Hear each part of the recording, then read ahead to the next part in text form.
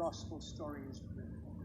My formation, my transformation, and lastly, we come to my translation. What is that translation? That translation is simply this: the day comes when we bid this earthly world goodbye, and we are welcomed into the heavenlies, where we are getting that glorified, that new body, that incorruptible body. We must all be there at some moment. I look back upon this year and think of the friends at whose funerals I have spoken. Friends who loved us, who did so much for us, who've gone on to be with the Lord. And I know many in their younger years. My colleague Michael Ramsden's father-in-law, from diagnosis to death, was a few days in the month of December, very suddenly diagnosed with a certain form of cancer, and within a few days was gone. And so Christmas begins to look back at one empty chair, but we realize that the translation comes, and it's a moment that we do not know of, but it will come. My good friend Paul Valentine, who preached in Stowe, Ohio, was speaking at a funeral I was attending. He tells the story of his father, who had passed away some time before. He said, "I remember being in the ambulance and driving to the hospital. And his father leaned over and said, 'Paul, I recognize where we are. We're right by the bank country.' He said, 'Yes, Dad.' So, I have something in there. I have some accounts in there. Paul, I want to tell you something. All of a sudden, it doesn't mean very much. Take it, use it, yourself and the grandkids. But it doesn't mean very much. Never forgotten that. You could be on your way to your own death and lost all the institutions that you trusted. And you say, it doesn't mean very much.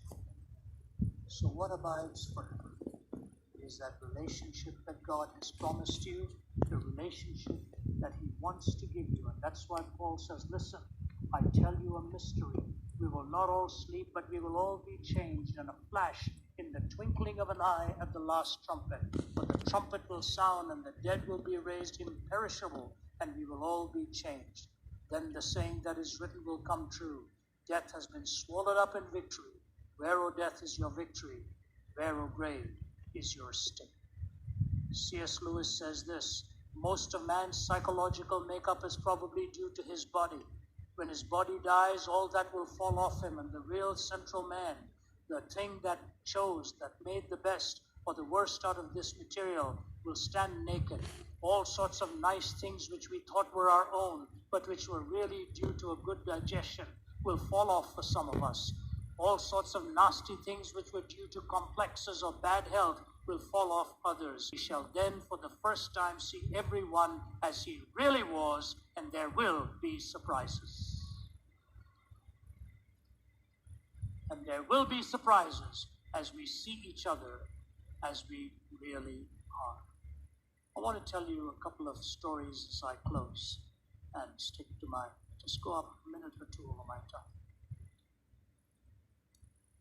Nick Charles was the first sports broadcaster the CNN ever hired. I remember seeing him come to the Lord some years later. He was a playboy by his own admission. Beautiful mop of hair, handsome guy. All the women fancifully imagined them having a nice evening with Nick Charles. Handsome fellow, and he knew it and used it. All of a sudden, he said he needed to settle down and got married, and I officiated at his wedding. Married to a beautiful girl, Corey. He had a lovely baby. Long story. A few years ago, he contacted me. He said, Ravi, I'm in trouble. I need to see you. I thought, what's happened? So I arrived and looked for him, and he put his hand up. He said, Ravi. I said, Nick. The hair was all gone. The face was sunken. He'd been diagnosed with cancer. He was dying. Not that far advanced. I said, Nick, when did all this happen? He said, man, it's been a miserable journey. I've got a little girl now. That's all I can think about. He moved over to New Mexico and Santa Fe. And a few days before he died, he said, "Can I see you?" I said, "Nick, I'm about to make a trip, but I'll come." So Margie and I went to see him and Corey. He was completely worn down to bone and skin. And he said, "Sit down here on my bed, please." So I sat down with him. He said, "I want to tell you something." He said, "Ravi, the world will mock what I'm going to tell you, but I'm going to tell it to you." So a few days ago, I was lying with my little girl beside me, and my wife, Corey, and I was in such pain. I said, "God, I've had enough. I've had enough. I don't want to say goodbye to my family. It's time for me to go to New York." I said, "Ravi, I want to tell you something. I promise you this happened." A light shone in the corner of my room, a figure that I could imagine only to walked over towards me, sat exactly where you were sitting, took me by the hand and said, "Nick, I'm going to call you home, but not tonight. Just hang in there." I said, "Ravi, happy." Put my hand on his forehead and prayed for him, and I said, "Nick, all I can say to you is this. God will always meet you in the way you need him to meet you, especially when you are totally helpless.